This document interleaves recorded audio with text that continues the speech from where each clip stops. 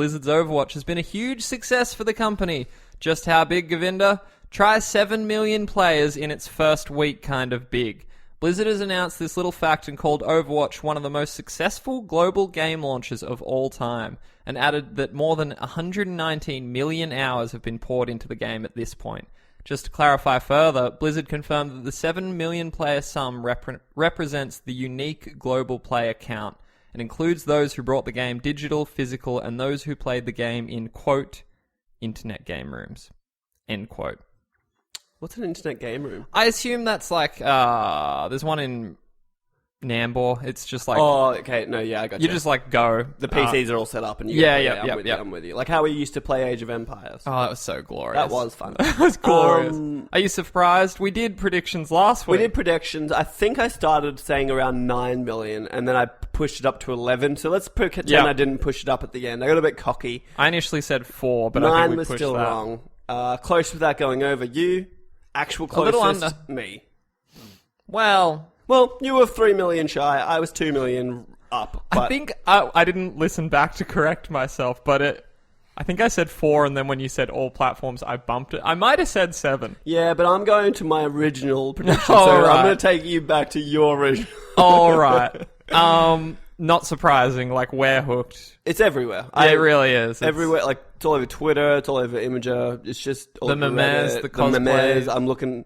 It's funny because everything that's on Imager is just on Reddit, because I'm on the Overwatch Reddit. Of course you are. Nothing useful on that Reddit that I can see. Just a lot of people posting play the games. Which is cool. The other day you were saying there's no good Hanzo play of the games. Oh. They're always just supers. Yep.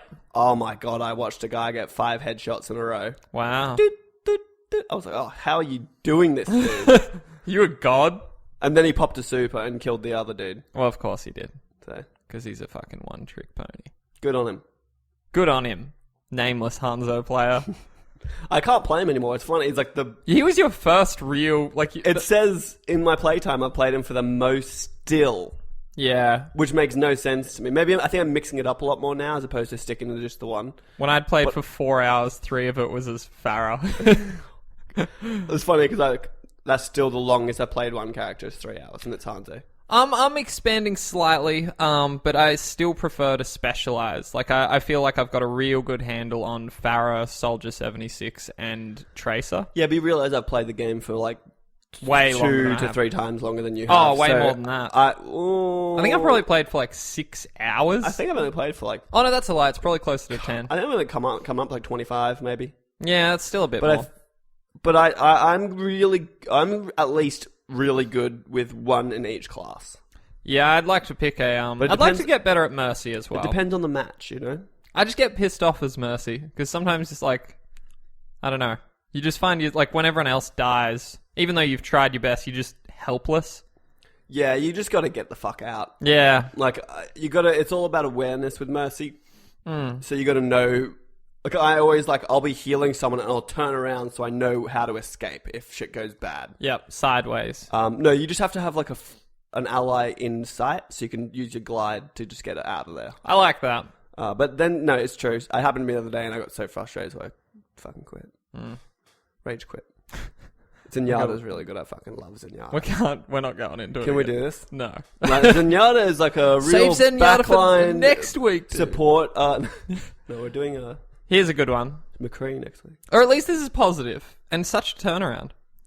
Fresh out of the Bethesda oven, the new version of Fallout 4's Far Harbor expansion on PlayStation 4 makes significant improvements, with a Digital Foundry analysis showing improvements of 10 frames per second right off the bat.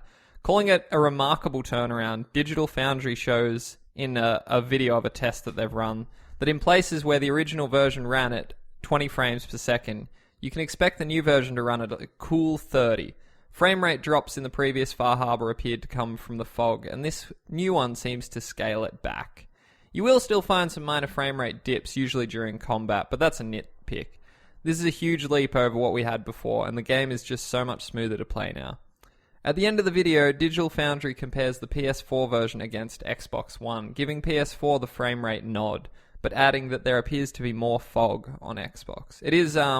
It should be noted, to get this upgrade, Govinda, you need to re-download Far Harbor. Yeah, okay. I was actually looking for something I saw on Reddit that was Far Harbor was so bad on PS4 they actually had to completely re-release it. Yep, that's They correct. couldn't even patch the fix. They were like, we just need to... It's big though. Like this is the entire map needed an overhaul. Really, as far as I just don't know how that didn't get through. That didn't get picked up in QA. I think they were just like, maybe we'll we're Bethesda. Maybe we'll get away with it. It's becoming a bit of a joke, and now like I'm very skeptical of their next game. They really need to. They need to step it up a little. I think they're getting it now. Like people are starting to turn. I just think when games like The Witcher are coming out that are, in my mind, bigger and More content. More content. The side quests are like more in depth and involved. And I will say, I think I've brought it up at least here before, but there's a quest in Far Harbor that really, I was like, this is awesome. And it's like one of those locked door murder mysteries. Yep. And it's amazing. And you're just like in a small area and there's like a cast of different people. That and is cool. I like that. You're like trying to figure out who did it. It's actually dope. Was there someone was talking to me about a hacking game that's really shit? I didn't get that far. Heard it's really bad. Yeah. And like you think it's bad, but then it goes on 5 more times and get harder and harder, and it's just like really bad. I'll re-download this and give it another shot because that's really what stopped it for me. I was like, this frame rate is unplayable. I don't know what to do. I want to play Fallout, but I think like the survival mode is an issue. It's sort of simultaneously. I can't go back to normal, but it's too hard for me to really progress. I'm at an impasse. Like I don't really. Yeah. I hope because mods should come out. They came out on Xbox this month. They should come out next month on PS4. Yep. I'm hoping someone mods in quick saves for survival mode. That'd be sick. And if someone can mod in a quick save for survival mode, I'm fucking all in. I just can't keep walking in the same direction, die, and then do it again. Like I'm okay with no fast travel. I'm okay with that, but I just can't not have a save. Yeah. It's like I'm wasting time to the nth degree. Like, yep. I play for 2 hours and then die and then go back 2 hours. I'm like, well, I literally just wasted 2 hours. My problem is not that. It's that I will make 10 minutes of progress and then have to go find a bed to make another 10 minutes of progress. So I'm hoping someone mods quick saves and I'll be back on board. I might even fucking splurge and buy myself the DLC even though I'm so bitter. Yeah, that'll be the saltiest thing. I think Bethesda needs to like have a look at Doom because they did that. Like they published it. Like have a look at The Witcher. Have a look at games that are doing what they do better. Yeah. What Bethesda's got going is like their world creating, their world building, but like their engine is fucking garbage. Got to get rid of it. Are they still on that Skyrim one? Yeah. Yeah. Yeah. All right. Well, they only made it for Skyrim. I couldn't imagine they'd be like, we'll just use it for one game. So hopefully now they'll like kind of pull their head out of their ass a little bit. Here's something just for some perspective. I don't care about this story at all, but it really puts things in place. In a new infographic from Mojang, they've revealed that Minecraft has sold more than 106 million copies across all platforms since launch in 2011.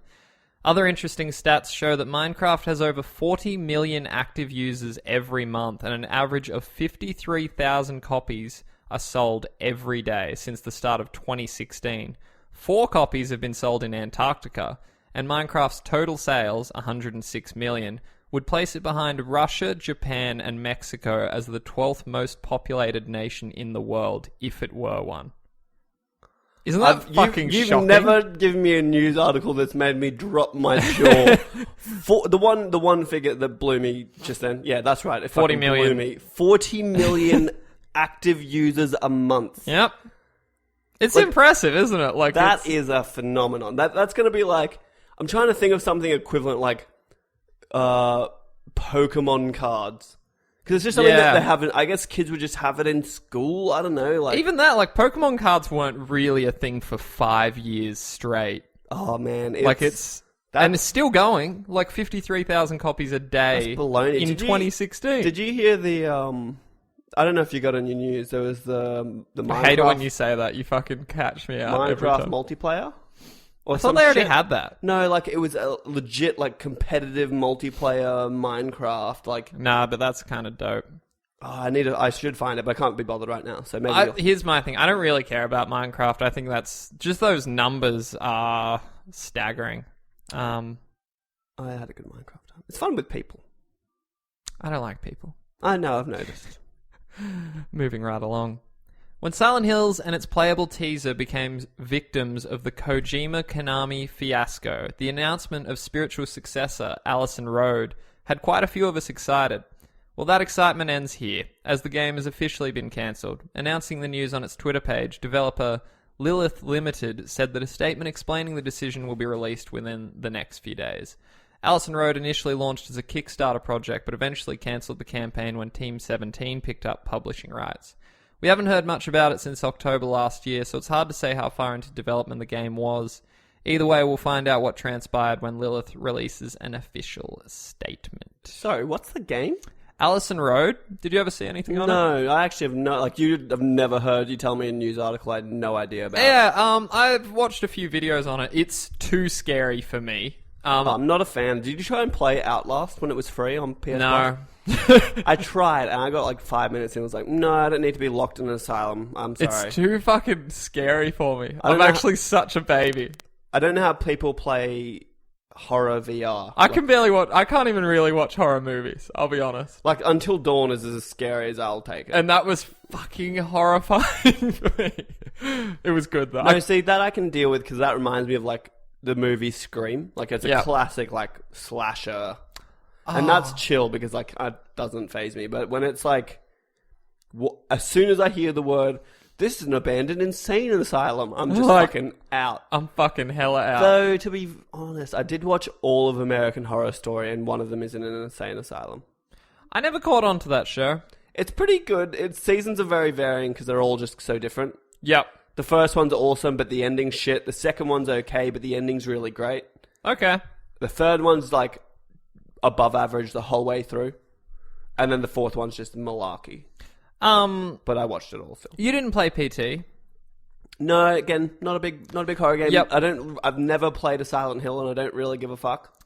Silent Hill is something else. Like, I think, for my money, they might be the scariest games I've ever attempted to play. Back on the old PS1 and PS2. I saw the movie. That was a fucking scary movie too. And as soon as that siren would go off, I was like, I ain't got time. It's worse in the game. I ain't got fucking time for this shit. Yes. So yeah, a lot of people liked PT. I think it's really interesting that unless, like, because you can't download it anymore. No. It was just a free trial. And I was hearing rumours of people being like, it just is off my console. Like, I had it downloaded and it's not there anymore. What's more interesting is that when we go to the next console generation, it won't exist. Yeah. Like, this will be a game that no one can play anymore. Well, if you keep your PlayStation. Well, yeah, that's right, but no new people can get it. Like, it's whoever got it for that span. Yeah. Which is pretty interesting. I remember at the time they were talking about people selling their consoles with PT, on it, yeah. Which will actually be worth some money. My only problem with that is that you're selling I guess if you don't give a shit, I am too attached to my trophies, but you're actually selling your username as well. Oh, I didn't even think of that. Because it's tied to your account. Interesting. So you'd actually have to sell your username and password with your PlayStation. You should just sell your shitty username, Govinda. No, I hate it. Oh, maybe I'll add that to my predictions. That's not getting announced. I'm getting real sick of it, though.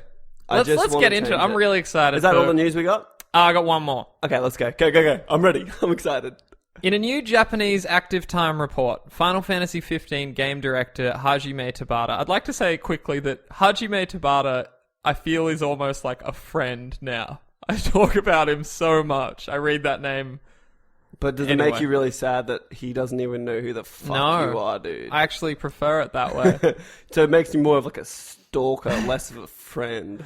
In a new Japanese active time report, Final Fantasy XV game director Hajime Tabata answered a number of questions about the game, saying that it doesn't feature an open world where you can go wherever you like. However, the further you progress in the main quest, the more places you'll be able to go. Additionally, you can save the game at any time. You don't have to be at a camp. You can return to previously visited areas so long as it's before the final boss, and you can fast travel to campsites from the map. Tabata also discussed the gameplay, saying the action isn't very difficult, but there will be different difficulty settings. For combat, there's 7 types of standard weapon categories, and each category has a variety of weapons. Asked about the potential graphics downgrade in the Platinum demo and when we'll see the full game graphics, Tabata said, "Please look forward to E3." Other game details include the fact that you can't climb. There's a system similar to a skill tree. Cars are faster than chocobos. You can't control the boat. You can move the camera around, though. There aren't any plans for a camera mode. A gallery mode may